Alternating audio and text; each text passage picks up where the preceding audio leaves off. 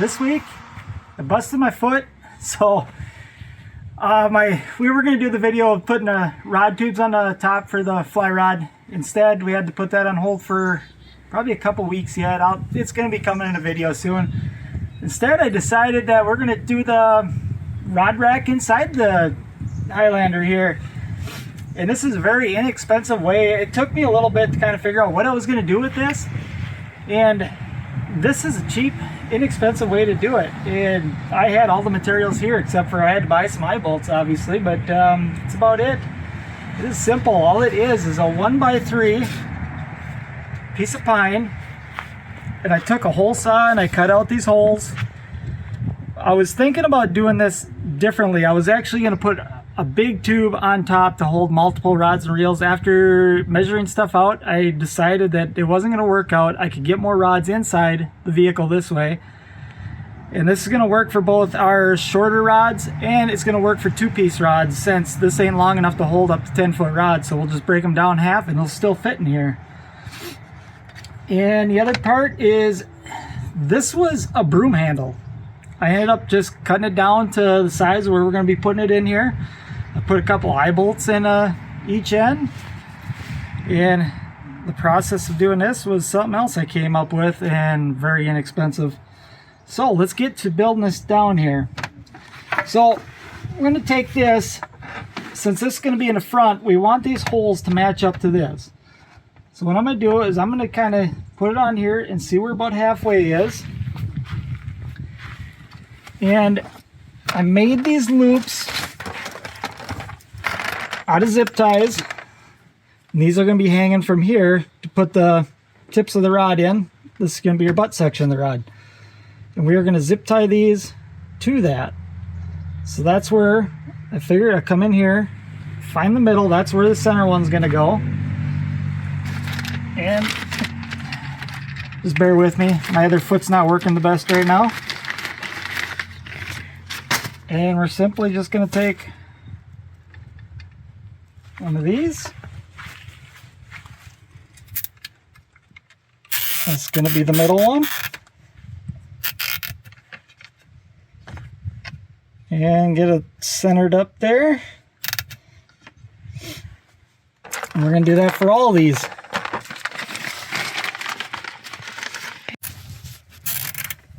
Well, now that I got all those in place, I'm not going to tighten them down until I actually have them in there secured, so I know they're straight, one up and down. So we're just going to take two more zip ties, and then we're going to take this. Oh!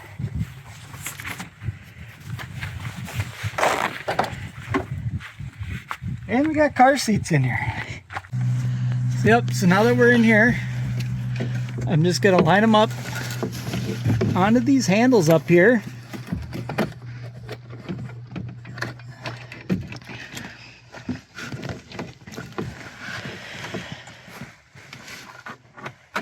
Oh.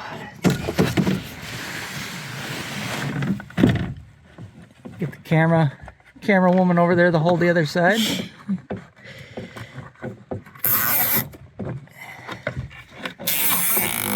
Just gonna cinch them right to the handlebars here, and I would not go too tight with this, because if you want to take this out, you can just cut the zip tie. So we're just gonna snap it like that. I'm gonna go to the other side and do the same.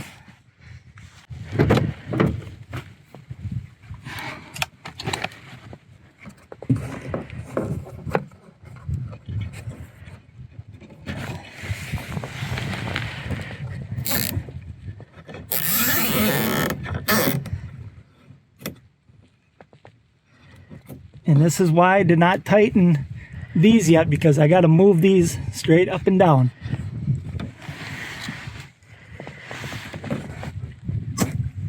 There, got that one. So if you're like me and you use a ton of zip ties on stuff, we always go through zip ties. This is one thing I would look into getting. I use this thing all the time. This is a zip tie gun. This brand is, I don't even know how to pronounce this one. I don't know, but it's old. But this is the brand right there. So on these zip tie guns, It comes as a standard setting, intermediate, and minimum for tightness. And actually even has a guide on here to tell you where you want to be for your settings. Now this one matched up to that one, so it's intermediate.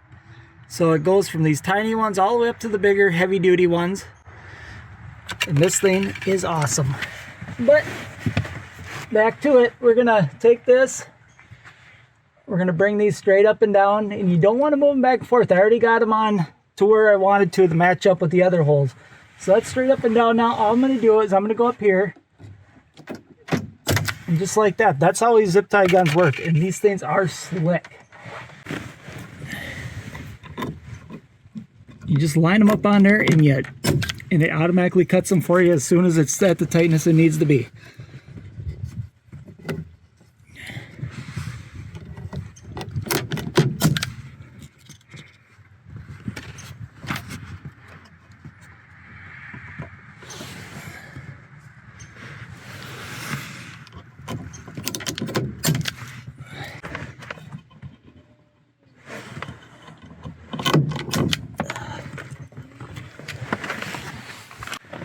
All right, since we got that one secured in there, we are gonna go back and do the one where the butt end of the rod goes on. Get a couple more zip ties.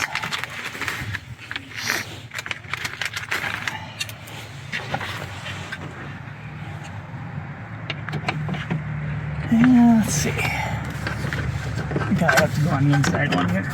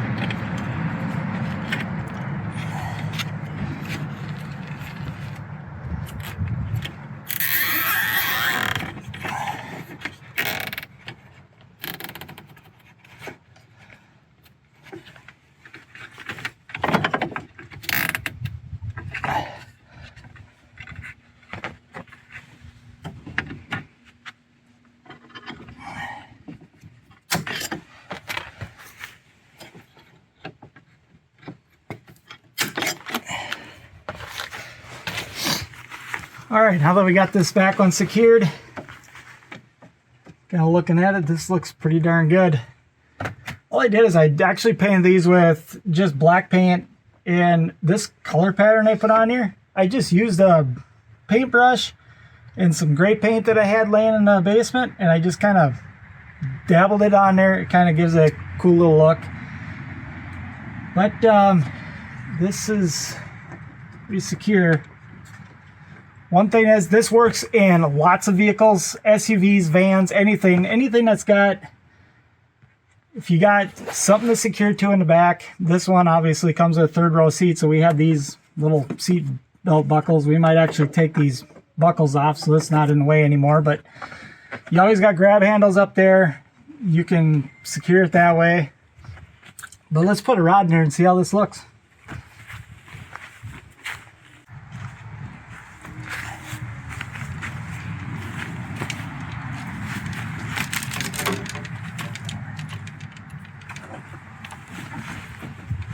All right, these rods, the longest one I got here is a 7-foot one, or no, I got a 7'3" down here. But all you're gonna do is you're gonna slip them right up through that zip tie up there, and then bring it right back to here.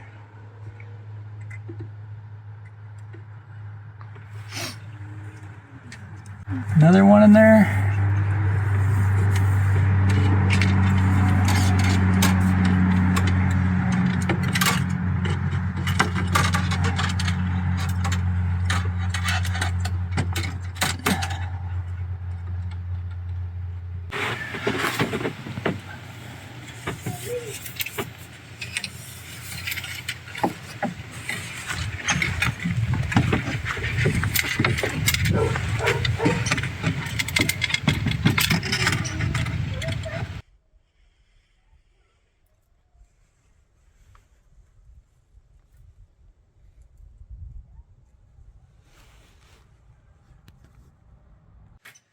So there we go. I got the rods in here.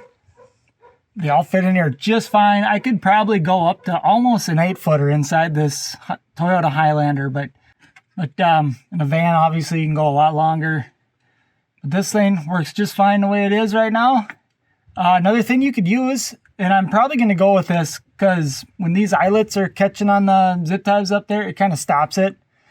You can put rod socks on these rods and they'll just slip right up in there just fine. It'll actually be a lot better. And we got plenty of rod socks around here, so that's what I'm going to do. But if you're looking for something to go inside your vehicle, secure your rods in here, especially if you're doing cross-country travel, camping, or anything. This is a way to store your rods inside your vehicle that are safe so they don't get busted up or anything like that.